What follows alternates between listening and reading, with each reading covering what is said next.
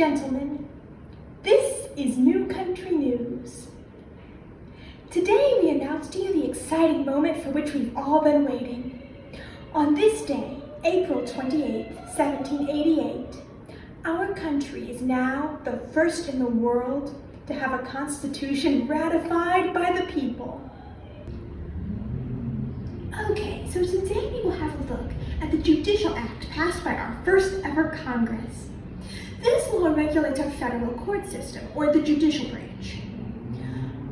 No, Congress is not undermining what it already says in our Constitution, but rather doing its job. In Article 3 of the Constitution are phrases such as, under the regulations which Congress shall make, and as Congress may by law have directed. You are watching New Country News. Have a bountiful day. Ladies and gentlemen, it is my honor to present to you today our two special guests, the Federalists and the Republicans. For our country has been experiencing an interesting phenomenon lately, with a rather shuffling around of political parties. Since our Constitution is now ratified, the question is no longer whether it is too large of a central government for our country, or whether our country needs such a large central government. The question is now, what kind of a government the Constitution really implies. So I think I will turn it over to our special guests to explain this debate to us.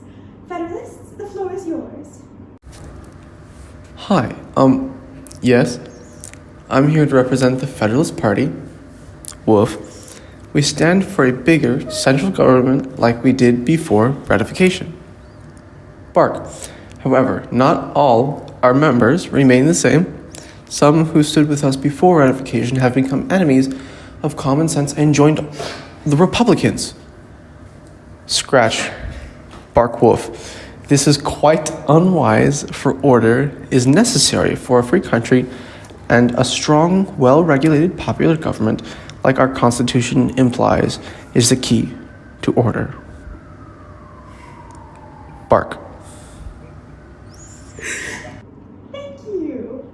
Republicans? Good evening. I represent the Republicans. Listen not to the Federalist who would tell you our Constitution supports such a strong government. That is the way to tyranny. We are the Republicans. Please don't mix us up with the anti-Federalists who thought the Constitution would establish tyranny. No! It does not allow such tyranny as the Federalists would like to wield. Thank you. Thank you both very much. You are watching New Country News. Have a bountiful day. This is New Country News. Today, our country has pressing matters to consider. For though we have a glorious Constitution, someone still must interpret it. I have brought with me today an expert, Larry Kramer. Welcome, Dr. Kramer. Could you tell us a little bit about the situation concerning constitutional interpretation?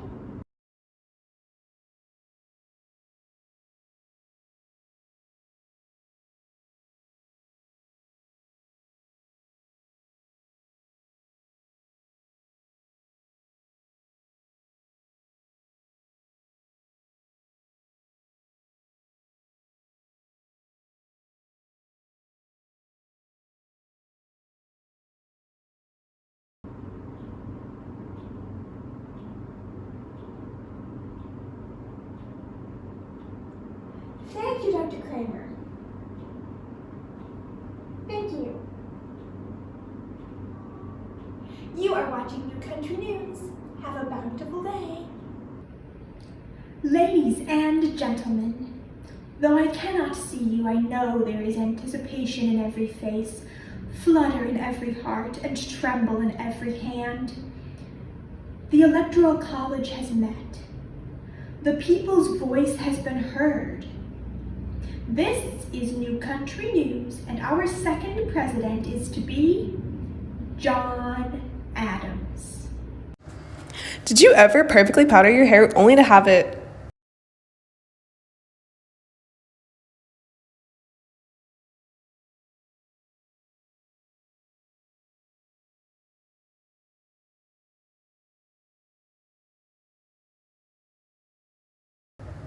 Puffin pomade and penguin powder will keep you fresh from the bright morning to your evening rest.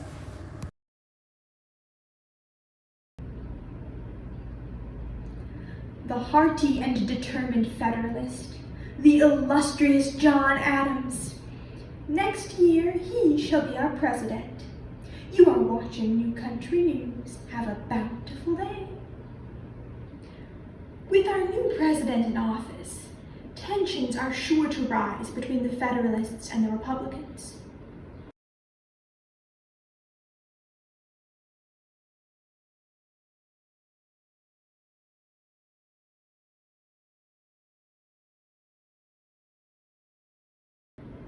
Indeed, the Federalists control the entire government at this time.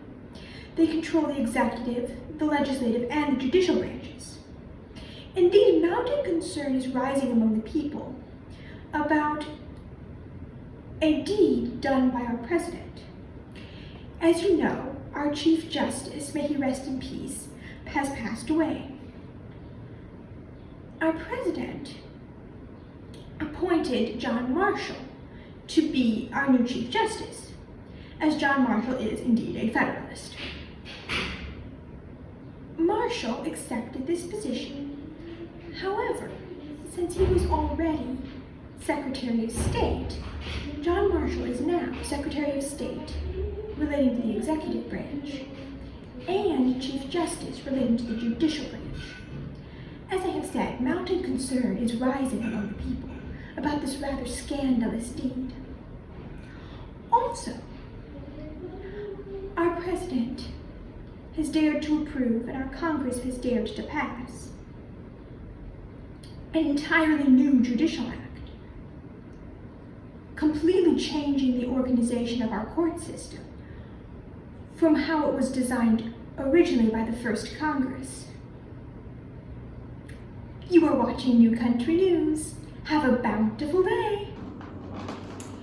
It's that time again. As the election nears, tensions rise ever higher and debates roar even stronger.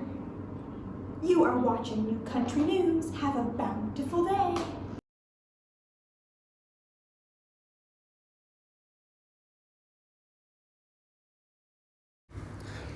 Vote for Adams! Bark! Vote for order! Rough! Vote Federalist! Vote for Adams! Adams will preserve the Constitution from those who would undermine it. Bark and rough! The Supreme Court will protect our Constitution and Adams will help them do it. Bark! Vote Federalist! Vote for Adams! Bark, I guess! Do you want the tyranny of the Federalists to continue? Do you want their views to continue to dominate the voice of the people? For example, they would have the Supreme Court as the highest voice on constitutional interpretation. Even if the court can use the Constitution in its ruling, the people should still be the highest voice in all things. Vote Republican! Vote for Jefferson! On this beautiful morning, as the birds are singing in the trees, I announce to you, ladies and gentlemen, the third President of the United States of America, Thomas Jefferson. A staunch and firm Republican, Jefferson has described his election as a second American Revolution. You are watching New Country News. Have a bountiful day. Ladies and gentlemen, this is New Country News. Today, we will learn about the last acts of our president, of our former president, I should say, John Adams.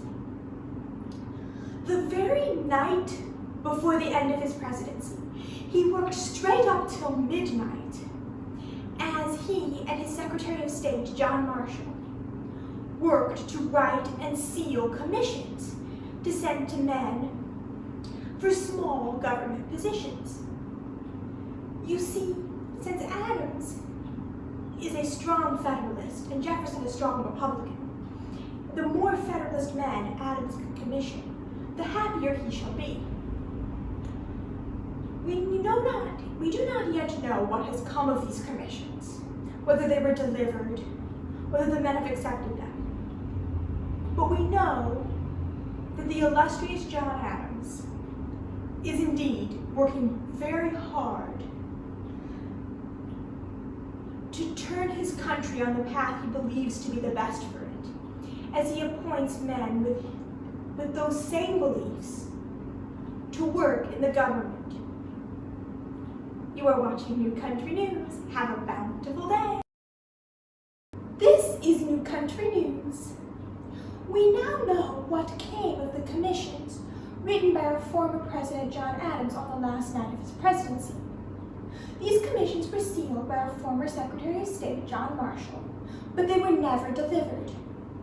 President Jefferson, upon finding these commissions, threw them out, for they all were to go to Federalists, and he, being a Republican, did not wish them to be delivered. Whether this act is legal or constitutional has not yet been determined, and is not under debate at this moment. However, it clearly was what Jefferson believed to be right. Jefferson and his Republican legislature have also been working towards turning the government to be as Republican as possible. Indeed, they have entirely repealed the Second Judicial Act instated under Adams and put in place their own Judicial Act, very similar to the first, instated under Washington. You are watching New Country News. Have a bountiful day. Ladies and gentlemen, a man has arisen to challenge the decision made by our president. As you may know, President Jefferson threw away some commissions written by John Adams on the night before he turned his presidency over to our current president.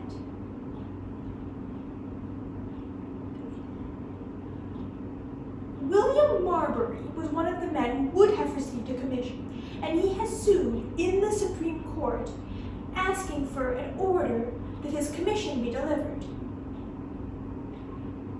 You may find it interesting that he has sued in the Supreme Court, and this is indeed because under the First Judicial Act, some instances, like this one may sue directly in the Supreme Court, and it does not have to function as an appellate court. Now, the Supreme Court faces a rather interesting dilemma. For the members of the Supreme Court are Federalists, men who believe that the Constitution implies a larger central government. And indeed, William Marbury, the prosecutor, is also a Federalist.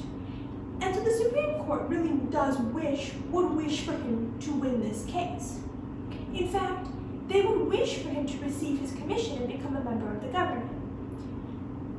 However, if the Supreme Court, if John Marshall, in fact, as you may know, he was once Secretary of State under Adams, as well as being Chief Justice, which caused a small scandal. However, he is now just Chief. He's only Chief Justice.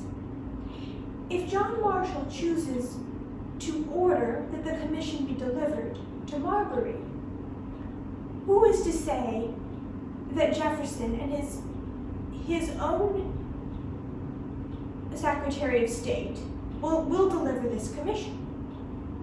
The Supreme Court has no way to force them to do this, and indeed they very likely will not.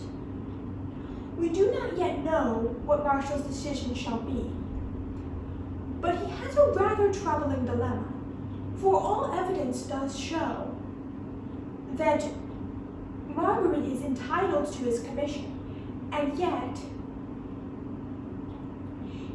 if Marshall orders that it be delivered, he will only show the Supreme Court to be rather powerless if Jefferson does not deliver it. You are watching New Country News. Have a bountiful day.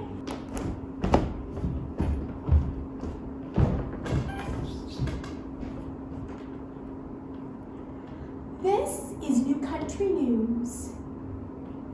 The moment we have been waiting for has arrived. Chief Justice John Marshall has announced his decision. The Supreme Court shall issue no order. for Marbury to receive his commission.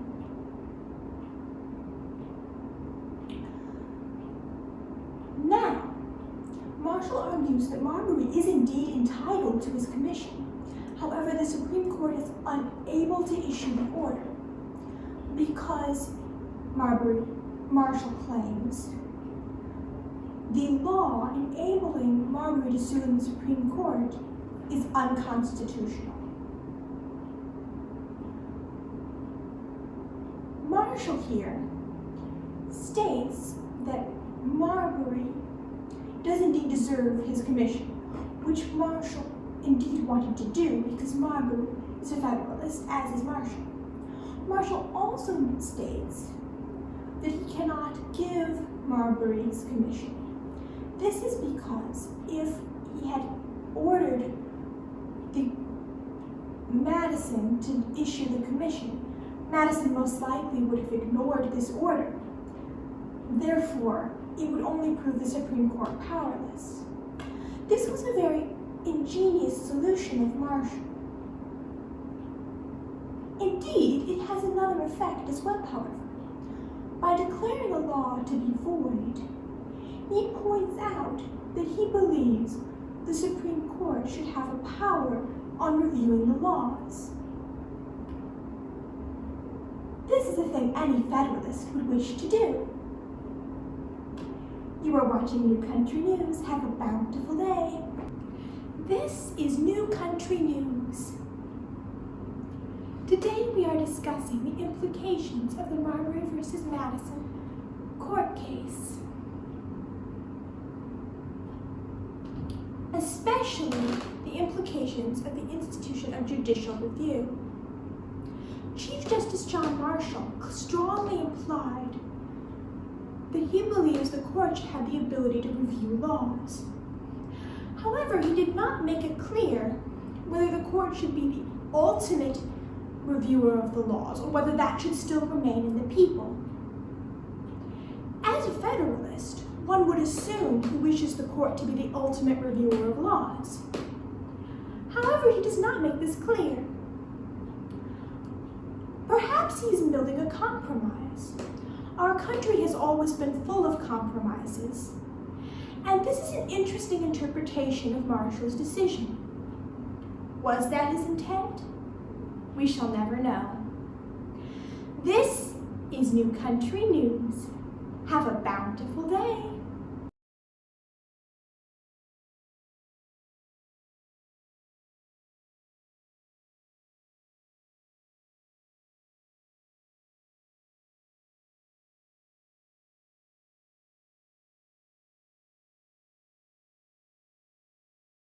Not all our members remain the same. Bark.